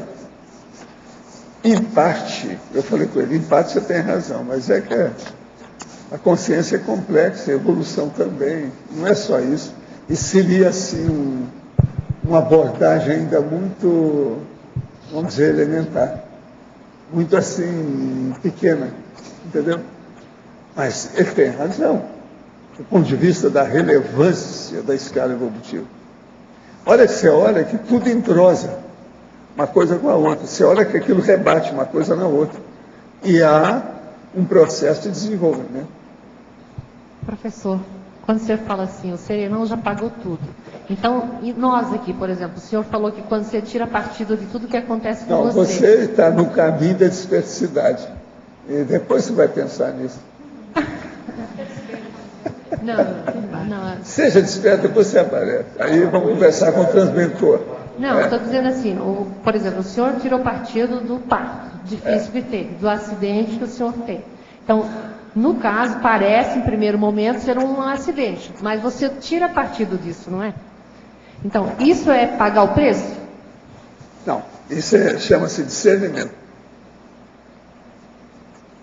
Como assim? Esse negócio de tirar partido vamos dizer, da fatalidade, da vicissitude, do percalço, vamos dizer, do contratempo, da intempestividade do destino, é coisa que o Zéfiro vem estudando há muito tempo. Então, Valdo. Eu acho que uma das coisas mais inteligentes que você pode estudar é isso. Então, Valdo, eu também É acho. isso que ela implicava comigo. Não, eu não era implicada, eu sou ainda. Ainda é. Porque eu vejo... Ela ainda não melhorou. Não, ainda não peguei assim, o pulo do gato, né? Mas eu ainda eu não sinto admite a minha condição. eu sinto a fumaça de que aí há um grande aprendizado e a gente pode passar alguns gargalos, que é o que a colega está falando. Você lembra uma vez, quando nós estávamos com um monte de gente, tinha umas 5, 6 pessoas, pelo menos, dentro de um apartamento no hotel em Buenos Aires, que todo mundo notou que o ambiente tinha mudado. Lembrei. Sim, mas sim. É o dedo do Serenão. Trabalhando lá. Era uma virada séria. Lá em Buenos Aires era Serenão. Era. Agora era o Ostalino. Isso foi visível. Você lembra que eu cheguei a falar, né, no dia você lá? Chegou a expressar. Mas esse dia lá foi assim muito claro, que eu estava vendo a ectoplasmia por todo lado, sabe como é que é? Uhum. A gente estava assim numa espécie de aquário de ectoplasmia. E aquilo mudou para algumas das pessoas que estavam lá, Não, radicalmente. aquilo mexeu no destino de todo mundo que estava ali. O negócio foi muito sério. Agora, Valdo, dentro dessa técnica de virar, né, a mesa a favor da evolução, e como você só não usou a palavra de tsunami, né? Eu digo assim, quando o tsunami vem, né? E parece que não fica pedra sobre pedra. E eu já vi algumas vezes, tive a oportunidade de te observar, que você vai, sem fazer as marolas, você transforma aquilo a favor da evolução de evolução de gente. Isso depende de quê? Eu não admito os processos básicos da média do povo. Começa por aí. Eu procuro sobrepairar o processo. Então eu não dou muito valor para aquilo. Se você não dá muito valor, o conflito desaparece. O conflito dos outros não aparece com você. Ele não te pega. É uma boa dica. Então o processo da repercussão fica menor sobre a gente. A gente sabe que nada tem uma receitinha de bolo, né? É muito complexo, mas esse pormenor parece que tem vários conceitos que a gente tem que aprender a colocar em prática para conseguir fazer isso. Nós estamos todo mundo unido uns aos outros. Mas é uma beleza a gente não ser totalmente unido. Não ser totalmente? A fraternidade é a união de todo mundo. Mas é uma beleza cada um ser individualizado. É verdade. Que é o único jeito de você evoluir. Então é muito importante isso. Você evolui sozinho e acompanhado, não tem jeito. É o tempo todo. Tem coisa que é só você, tem coisa que é junto com os outros. E fim de papo, não há outra solução, hipótese alternativa, abordagem, pesquisa, não tem outra saída. Temos que entender isso.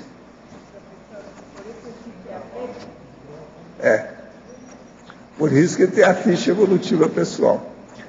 Poderia expandir e aprofundar o top 3 da conclusão do verbete do dicionário, a interação mini-peça autoconsciente, CEF. Olha, aqui o processo todo é o seguinte, isso é a central extrafísica da fraternidade.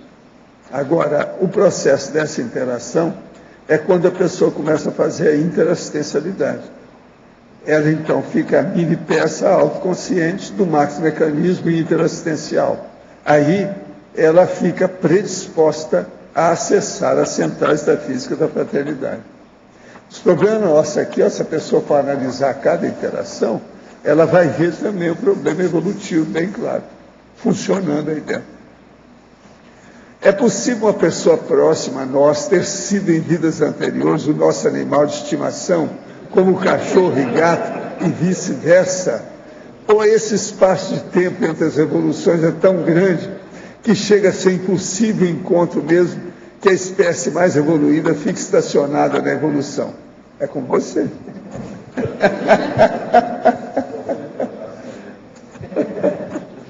Olha, a primeira parte ali, Valdo, você É pode possível repetir? que a pessoa próxima a nós ter sido em vidas anteriores nosso animal de estimação, como cachorro e gato, Não, e vice-versa? não. A diferença é muito grande. não, Bobagem, ainda aqui o gap é enorme. Agora, existem tem alguns aquele homens cara, muito parecidos com Tem cachorro. o cara do gato aqui, que Tem era essa- o Thales de Mileto, que era o nosso gato, que uma vez ele transfigurou, eu vi, e comecei a ter retrocognição há séculos, que ele me ajudava como modelo para fazer as gárgulas.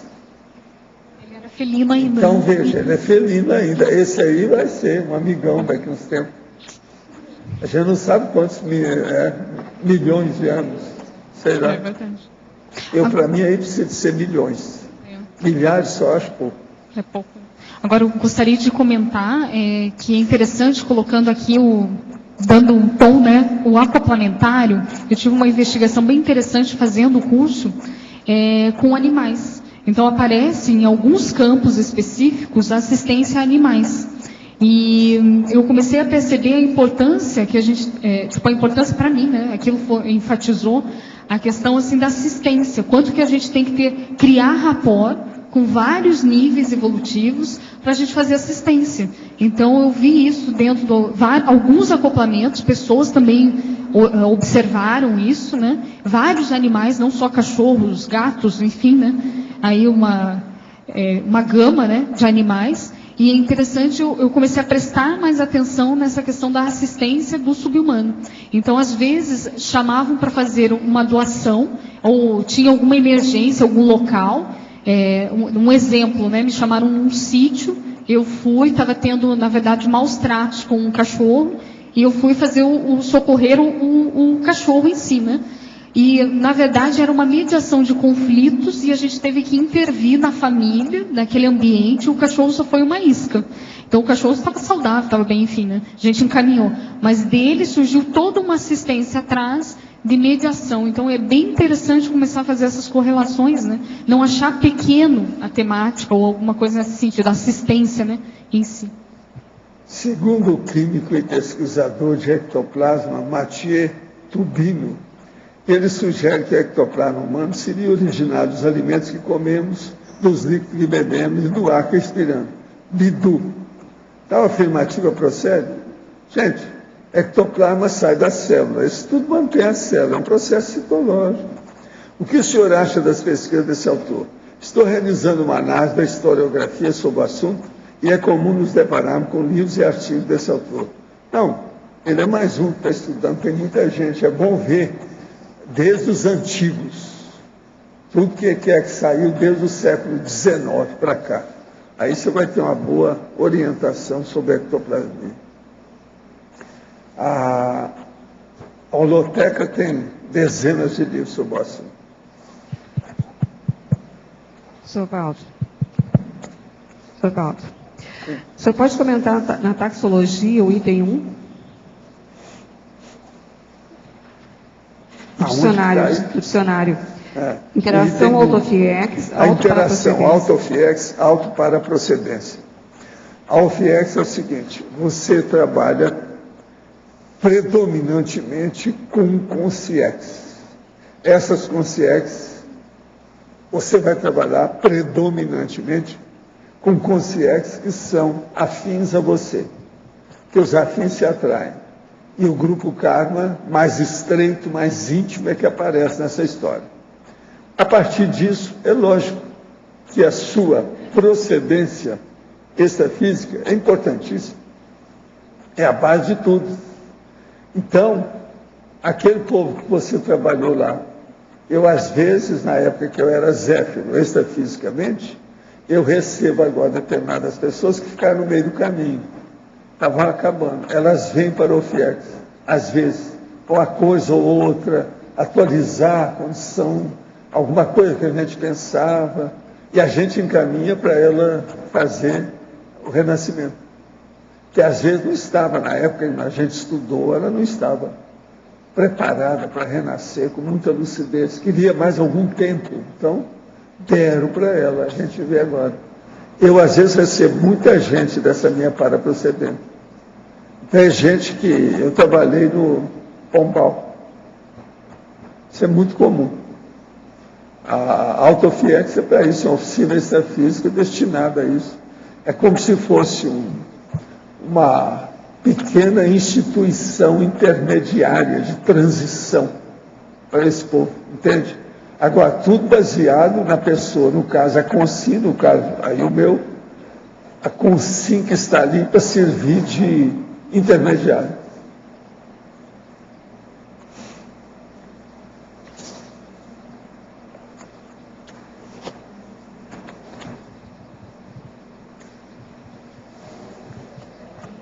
No B, Lilian, poderia ampliar ou explicar melhor, que eu não consegui entender, a última linha da patologia, o porte responsável. O porte responsável é aquela a pessoa que escolheu, né, com lucidez, ter um subhumano de sua guarda, sob sua guarda, e com isso ela se responsabiliza por todos os quesitos para manter a saúde desse subhumano. Então é isso que quer dizer essa guarda responsável. Então é você estar, questões na prática, né? Alimentação, afetividade, a disciplina, a própria avaliação da castração, né? Então tudo que que mantenha uma saúde, uma harmonia para aquele, no caso, canino, né? Você falou em guarda? Guarda. É porte, né? Posse, né? Tá Era muito falado isso, né? Antes, né? Mas é isso, é posse, guarda, a responsabilidade, né? Da pessoa perante aquele subhumano. Lilian, eu gostaria de perguntar para você sobre a terapia assistida por animais. Se você, enquanto fisioterapeuta, você já viu isso dar certo na prática, assim? Qual a sua opinião sobre isso? Olha, eu fiz muito pouco, tá? Eu observei muito pouco essa área específica. Porém, tenho poucas vivências com o lar dos idosos, onde a gente colocava, na verdade eu, né, como atuava em alguns períodos, colocava assim a sensibilização desses idosos com os cachorros que tinham no ambiente em si. Então não é a mesma coisa. Lá eles tinham a criação, né, dos cães, não tinha toda o profissionalismo que um cão assistencial, né, faz. Mas enfim, a gente interagia com a natureza e isso melhorava muito a questão do humor, da afetividade, né, das relações interpessoais entre eles e assim por diante. Mas o que eu vejo que essa interação do animal com o doente, né, ou com o paciente, ela traz grandes resultados. Então, hoje a gente vê animais sendo treinados, né, e tem todo o profissionalismo diante disso, que até mesmo pode chegar desse cachorro, esse cão-guia, ir a hospitais, visitar pessoas que estão com câncer, né, e assim por diante. E eles estimulam, porque a pessoa melhorando o humor, melhorando a autoestima, a afetividade, consequentemente, ela dá um resultado, uma melhora na sua imunidade, né? Isso a própria psicologia psicossomática estuda, né? Então, colocando essa gama de ferramentas, ocorre um equilíbrio maior para aquele paciente ou para aquele doente. Então, eu vejo que traz muitos resultados, tanto para o cachorro quanto para o humano.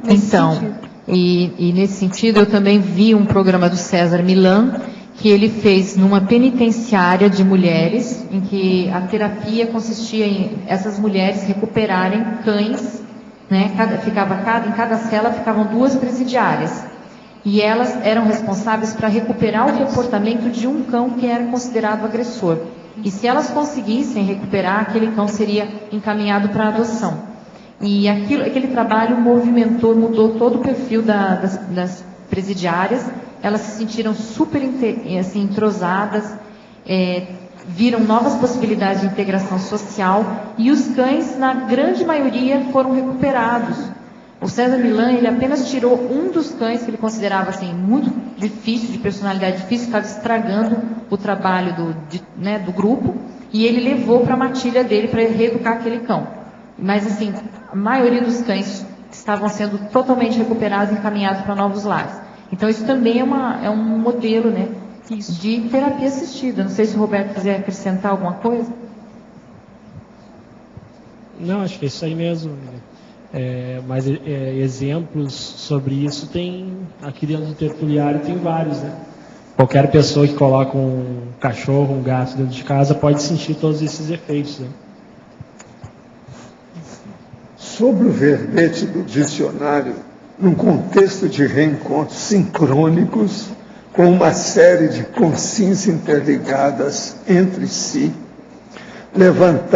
num levantar de poeira catalisado, aceitei rever um rapaz com quem tive uma séria ligação afetiva, apresentando agora um quadro cronicificado de vigorexia.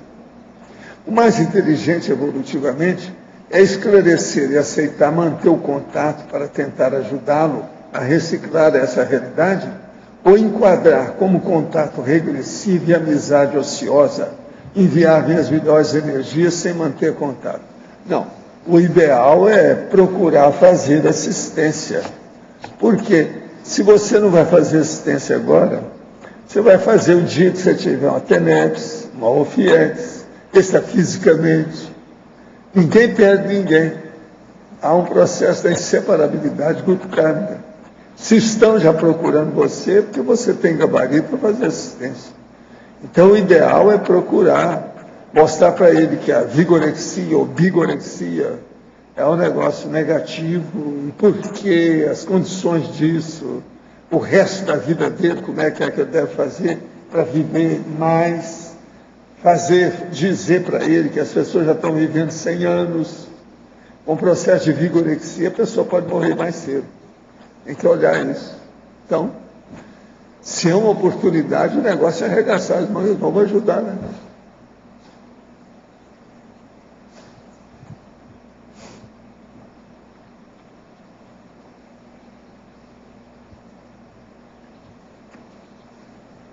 Quem é que está com o microfone?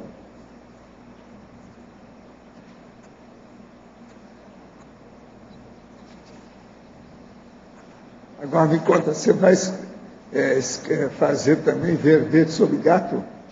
Esse aí foi sobre sinologia, eu agora quero ver a gatologia. Não, a VASSE já escolheu a temática. Felinologia. Professor, eu queria aproveitar e convidar, né, os teletertulianos, principalmente os moradores de Foz do Iguaçu, se quiserem voluntariar também na ONG Vida Animal, nós estamos precisando de voluntários, principalmente assim de áreas técnicas, né? Pessoas que trabalham com administração, área financeira, veterinários também. Isso é bom. Tá? Lilian, oi. Marilson. Lilian, para mim está com muita informação em relação, eu não conheço muito sobre tratar animais de 4 patas. Bom, é o seguinte, eu queria saber, uma das dúvidas que eu tenho para ter um cachorro é a questão do anticoncepcional, dessa questão de evitação, né, de procriar. Existe realmente esse anticoncepcional? Como é que funciona isso? Olha, eu vou passar para o meu amparador de função aqui, só um pouquinho. Existe, Marilza, mas esses anticoncepcionais que são usados, eles não são seguros, não. É muito comum a pessoa usar esse anticoncepcional e aí no cio seguinte a cadela tem uma endometrite, né, que é aquela piômetra, e aí tem que fazer uma cirurgia de emergência, senão o animal pode morrer. E também com o tempo, com o uso desses anticoncepcionais, pode acabar acontecendo o câncer de mama.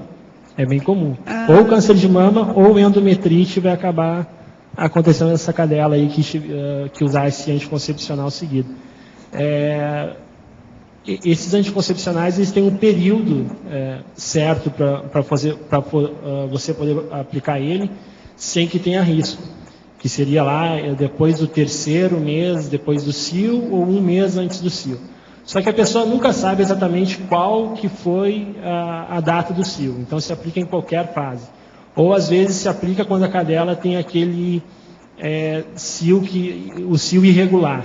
Então, ela tem um cio daqui a 4 meses, depois tem um cio 3 meses, depois tem outro cio 6 meses depois, então ela nunca sabe qual fase do ciclo que vai estar a cadela. E sai se aplicando assim de qualquer forma, porque é muito mais fácil, vai cortar o cio da cadela, vai evitar que a cadela tenha um cio, que ela se incomode, que ela tenha que tirar o macho da casa. Então é muito mais prático para o proprietário, mas é muito nocivo para a cadela. Eu não recomendo para ninguém. Quando me trazem uma cadela no consultório só para fazer a aplicação, eu mando de volta para casa, eu não faço. Tem gente que sai de cara feia, reclama com o dono, mas eu não faço. O anticoncepcional não acaba regulando o cio, regulando o período. Tem um anticoncepcional que ele corta o cio, que aí pode aplicar para algumas questões medicinais, como prolapso de vagina, prolapso de útero, um superestro, algumas situações tem que acabar usando hormônio. Ou tem outro anticoncepcional que tu aplica antes do cio para a cadela não entrar no cio. Mas isso aí é hormônio, o pessoal chama de vacina. Vou fazer a vacina. Não é vacina, é hormônio. Então altera tudo. Altera todo o sistema reprodutivo da cadela. Tá bom, obrigada. Gente, eu quero chamar a atenção para o verbete da Lília sobre essa estatística, que é a estimativa que eles apresentam. 250 milhões de cães domésticos no planeta Terra. E 32 milhões de cães domésticos residindo no Brasil, sendo a segunda maior população canina do mundo, é a do Brasil. E outra coisa, aqui não dá aquela pessoa que vocês conhecem, aquele homem lá que você pensa que ele é cachorro, que não é. Não tá não, aqui é só cachorro, tá certo? Diante disso, gostaria de convidar a todos, né, intermissivistas, né, aí a Eliana colocou, né, da questão da ONG. Então, quem não tiver, assim, disponibilidade física, né, de fazer um voluntariado presencial, digamos assim, né, na ONG, tem vários tipos de contribuições que a gente pode fazer, não só em Foz do Iguaçu. Então, trazer a responsabilidade do intermissivista para manter a questão da saúde, da assistência, no nosso cotidiano, no planeta em si, né? Então, tem como a gente fazer alguma coisa assim. Às vezes a gente vê que não tem solução, são vários fatores, né? Entre política, né, várias intervenções. Porém, se a gente fizer a nossa parte, pouco a pouco, passo a passo, o negócio encaminha. Então, se a gente conseguir aí doando rações, sabe, ou cuidando de um animal que você vê na rua, que é possível você fazer essa assistência, né? Então, tudo isso é necessário, faz parte aqui, eu acho que do nosso CGC, né? Código Grupal de Cosmoética. Então, pensar na assistência ampla. Então, não achar que é pequeno isso, né? Então, tudo isso mostra o nosso perfil assistencial, os nossos valores, nossas tendências. Então, arregaçar a manga e vamos em frente, né? E eu gostaria de aproveitar aí o gancho da Lília, né? Parabenizar pelo verbete e também sugerir para as pessoas que, cuidado, assim, tomem cuidado, procurem se informar quais os produtos que fazem teste em animais, produtos cosméticos e medicamentos. E você pode evitar de consumir esses produtos e realmente fazer um círculo, né, de pessoas, divulgar que esses produtos, eles não são os ideais. Então, na internet tem as listas das empresas que não fazem teste com os animais. Até esse mês, no mês de abril, eu não sei se é 24 ou 28 de abril, eu acho que é 24 de abril. Nós vamos ter uma manifestação aqui em Foz do Iguaçu contra a vivisseção, ou seja, contra testes em laboratório com animais. Então vai ser uma manifestação pacífica, onde as pessoas vão poder conhecer o que é a vivisseção, como evitar, como lidar com isso, né? E poderão assinar um abaixo-assinado. Vai ser ali em frente ao Shopping JL durante todo... É um sábado, tá, gente? Realmente eu preciso só ver se é 24 ou 28 de abril. E aí, se vocês puderem comparecer e assinar esse abaixo-assinado, vai ser de grande utilidade, tá? Contra a vivissecção. Vivissecção, gente, né? Vocês sabem que aqui tem o AVA, que é o apoio a voluntários e alunos.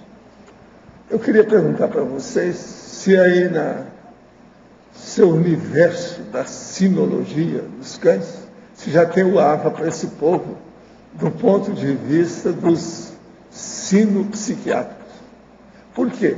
Eu estou criando o AVA de apoio a voluntários e alunos de gato.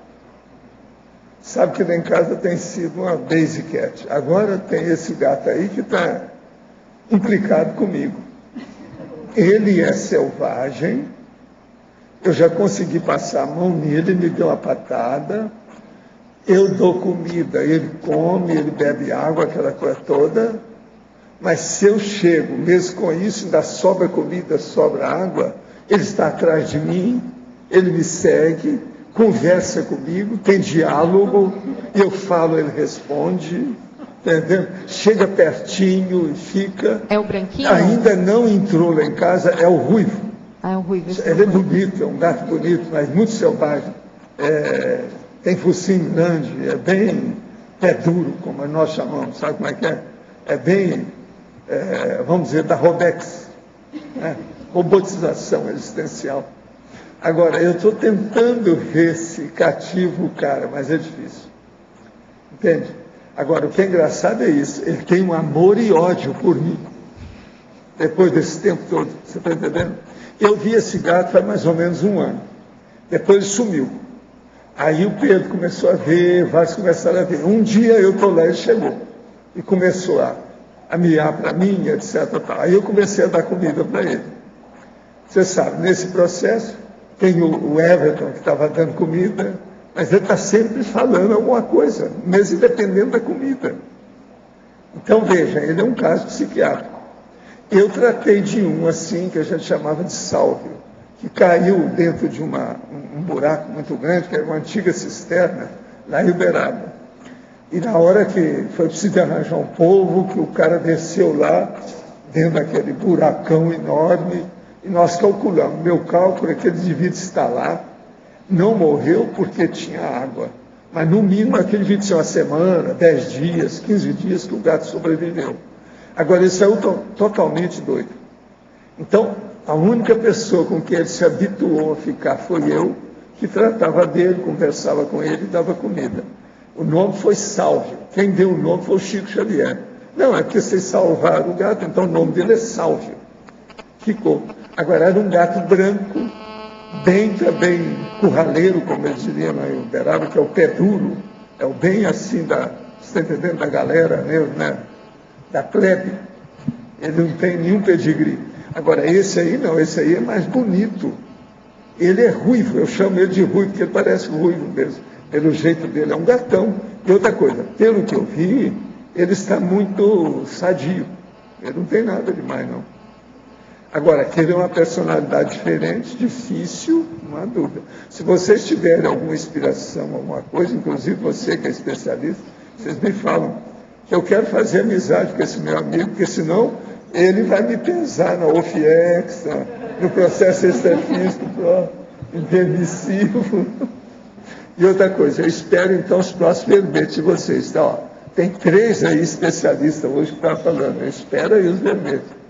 Lembre-se, nós já temos 134 comigo, você está no meio, tá certo? Vamos nessa. Os nossos comerciais, por favor. Obrigado. Hoje tivemos 49 assinaturas no livro de presença, 17 perguntas presenciais, 12 perguntas online e 23 votos presenciais. Os recados de hoje são da Marta sobre o curso Programação Existencial, Rosa sobre o programa Verbetografia, a Malude sobre o curso Anatomia e Fisiologia da Linguagem Gráfica, Verônica sobre o auditório da IAC, e a Cristina e o Everaldo sobre o curso Teátricas do CPC.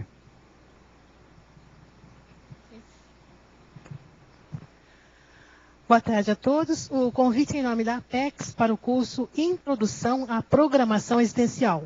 Esse curso vai ser ministrado no período entre 27 de março até o dia 1º de maio. E qualquer pessoa do planeta pode fazer esse curso porque ele é online. basta acessar o site www.apexinternacional.org para assistir às aulas. São 6 módulos e você pode consultar as informações que são indispensáveis pelo telefone 3525-2652. Repetindo o telefone, 045-3525-2652. Obrigada e até logo. Boa tarde a todos. Para lembrar vocês do programa Verbetografia, também à distância, que vai ser iniciado agora no dia 22 de março.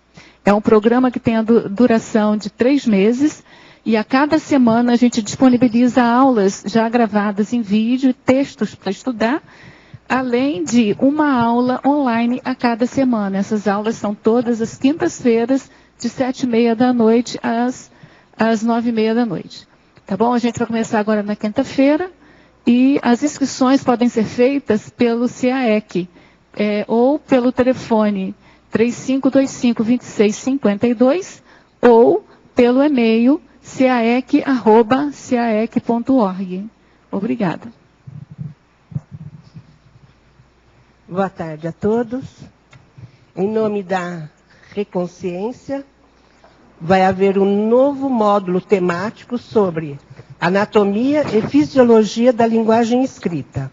Abrangerá os tópicos semiótica da linguagem gráfica, anatomia e fisiologia do código gráfico, comunicação gráfica e as dislexias.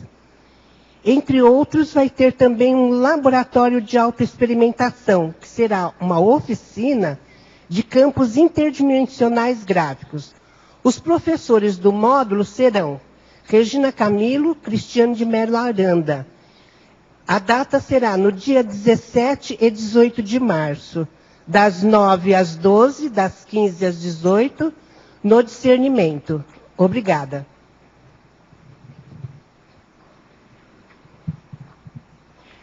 Boa tarde a todos. Gostaria de comunicar que em breve começará no campus da IAC em Portugal a construção do auditório onde acontecerá o CIPRO em 2013 em parceria com o IPC. Uma das formas que a gente achou para arrecadar fundos é a venda de um terreno no Vila Consciência, aqui em Foz do Iguaçu. Esse terreno foi doado para a IAC e estamos vendendo com a finalidade de encaminhar os fundos para a construção do auditório onde acontecerá o CIPRO. Além de ser uma ótima oportunidade de assistência para a fixação do campus da Conscienciologia na Europa, também é uma ótima oportunidade de investimento, já que o preço de venda que a IAC está solicitando está bem por debaixo do valor da tabela da IEC, aproximadamente entre 20% e 30%. Quem tiver interesse em fazer esse investimento e ajudar na construção, peço que, por favor, entrem em contato comigo no e-mail brasil@iacworld.org. Desde já agradecemos sua participação nessa nossa Proexis. Obrigada. Bem, boa tarde a todos. Nosso convite vai aos tertulianos e teletertulianos. No dia 23 a 25 de março, agora, nós teremos o primeiro módulo do curso Teáticas do Código Pessoal de Cosmoética.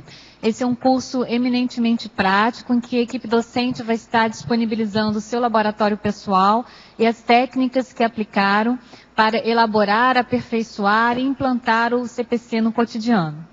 Então, nesse curso, ele tem como principal objetivo ajudar a pessoa, então, a colocar no dia a dia, em prática, o seu CPC, e também dela fazer, a partir da heterocrítica cosmoética dos colegas, uma avaliação desse CPC. O curso, então, são 20 alunos, e vai ter um atendimento especializado aí com os professores. Então, mais da metade das vagas já estão preenchidas. Aqueles que tiverem interesse em participar do curso, procurem por mais informações e fazerem as suas inscrições na recepção do CAEC. Obrigada. A gente aguarda vocês lá. E verbete eleito para amanhã, Ressexibilidade Grupal. A especialidade Ressexologia. A autora, professora Jaqueline Narras. Obrigado pela sua presença e até amanhã.